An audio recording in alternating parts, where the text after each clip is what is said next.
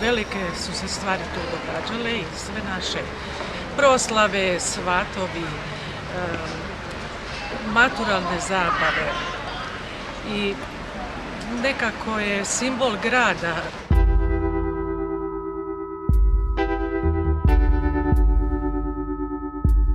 U predratnom Vukovaru volili smo se šetati gradom i glavna ulica bila je Korzo kojeg su prolazili svi Vukovarci. Upravo je najveće stajalište i šetnica bila ispred zgrade Radničkog doma. Smještena u baroknoj jezgri grada, uz obalu Vuke, više od stoljeća bila je glavno sastajalište Vukovaraca.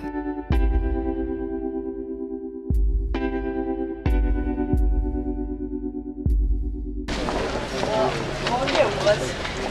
Evo, to je kavana. S tim da onoga zida nije bilo. To je kompletna bila kavana. A ovdje je ulaz bio za terasu i ulaz normalno za goste. Kompletno je bilo sa stolicama ovdje. Kuhinja je bila na kraju, garderobe su vam bile evo ovdje. Tu su vam garderobe, sanitarni čvor bio. Znači, stupovi su bili sa pločicama obloženi.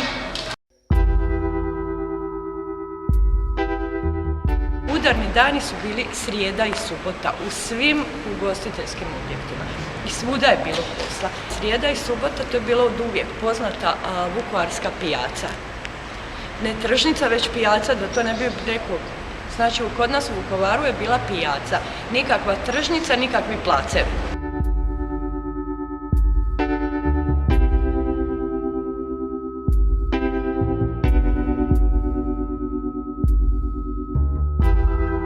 Sagrađena 1897. za baruna Paunovića, uz tada ogromni trošak od 127.707 forinti, ova velika jednokatna građevina raskošnih neobaroknih pročelja nekada je bila Grand Hotel.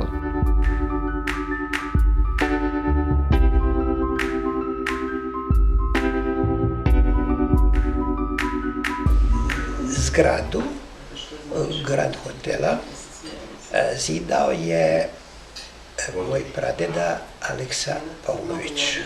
Evo, to je financijer, graditelj, to je pradeda. Motiv je bio da bi se građani, odnosno krem tadašnjeg društva su ipak bili zanatlije, gdje bi se zanatlije i manji broj intelektualaca gdje bi se okupljali. Uz 30 soba za putnike, zgrada je već onda imala i kazališnu dvoranu, kavanu, restoran, gostionicu i plesni salon. Bio je to prvi objekt javne namjene u gradu Vukovaru. A imamo i zabilježeno da su tu uglavnom dolazili, ljudi visoke zvanice, možemo reći. Najzastupljeniji gosti hotela bili su trgovački putnici iz Beča, Segedina, Pešte, zatim visoki državni činovnici, odvjetnici te svećenici. Govorimo o značenju građevine Radničkog doma za ne samo grad Vukovar, nego i za cijelu državu. Ima nekoliko značenja. To je najznačajnija monumentalna građevina historicističke arhitekture, zaista izuzetnih umjetničkih vrijednosti. Osim toga ima i veliki povijesni značaj. 1919. radnici, građani Vukovara, otkupljuju Grand Hotel i on postaje radnički dom, što se smatra prvom pojavom radničkog dioničarstva na ovim prostorima. Upravo po tom nazivu zgrada ostaje poznata do današnjih dana. A godinu dana poslije, 1920. u zgradi se održava povijesni drugi kongres Komunističke partije Jugoslavije, poznat po tome što je Socijalističkoj radničkoj partiji Jugoslavije tada promijenjeno ime u KPJ.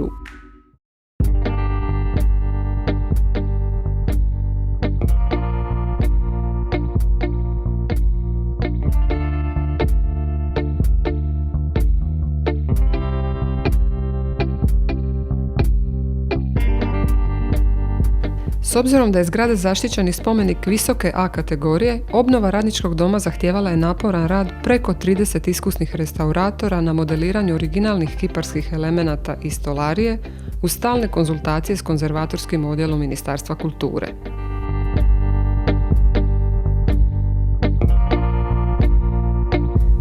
Dekorativni elementi na pročeljima kao i ukrasi u interijeru dvorane vrhunski su manufakturni rad svoga vremena.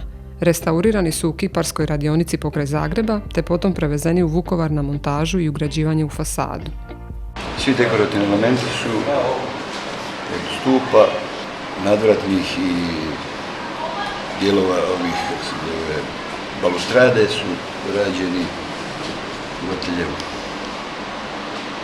Oni su bili devastirani u Domovinskom ratu i njih su se manje više morali raditi retuš. Gotovo su bili oštećeni 80% po formi. I radi se kiparski retuš, izrada kalupa i lijevanje u adekvatnom materijalu certificiranom koji je u principu kao cigla. Pa to vam je to. Nećete u negativu. On sad dolazi u negativu.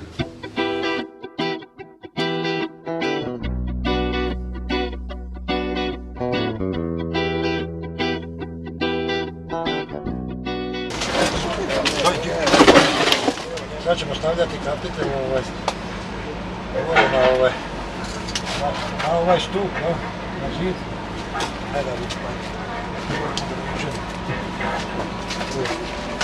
Sad smo stavili u centar, u osovinu, fino.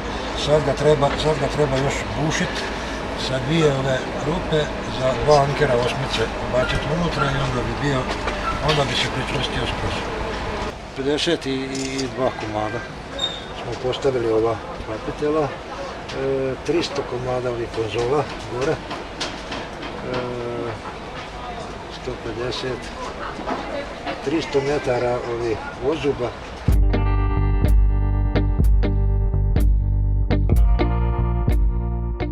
To je uvijek bila razglednica Vukovara. Građani u Vukovaru su jednostavno sretni zbog početka obnove ove zgrade. Očekujemo ove godine da će svakako biti završena fasada. Na nama je da pronađemo sredstva za unutarnje uređenje. Vjerujem da ćemo ulaskom u Europu iznaći ta financijska sredstva i da će upravo Radnički dom biti sadržaj grada Vukovara ono što je bio. Vanjska obnova Radničkog doma koštala je više od 1,5 milijuna eura. 1 milijun eura osigurao je Europski parlament, a 640.000 eura Ministarstvo regionalnog razvoja kroz Fond za obnovu i razvoj grada Vukovara.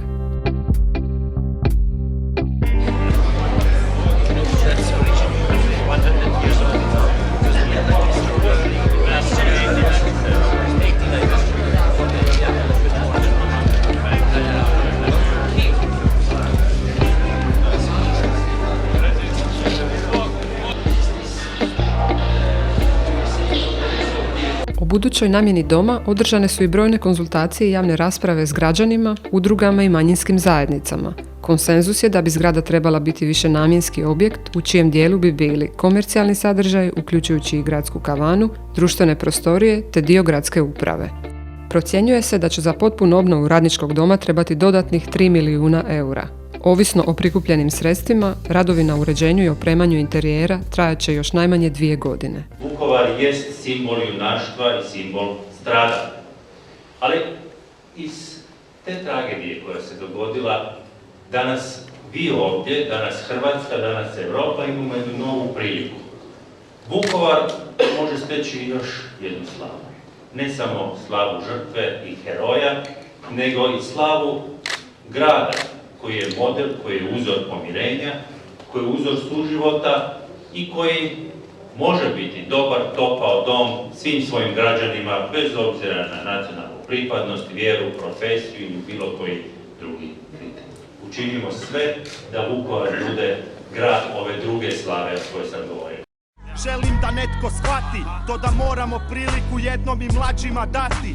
Izgradimo dobar život ko što gradimo te ulice i napokon stavimo smješak na umorno lice. Blagostanje u domove, daj vrati se čovječe, da narastemo još više nego Dunav u proljeće. Sjeti se ljudi, nekad vrati se na Dunav. Grad, to smo mi, nekad vrati se na Dunav. nije daleko, nekad vrati se na Dunav.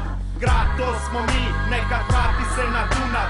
Sjeti se ljudi, nekad vrati se na Dunav. Grad, to smo mi, nekad vrati se na Dunav. Nije daleko, nekad vrati se na Dunav. Grad, to smo mi, nekad vrati se na Dunav.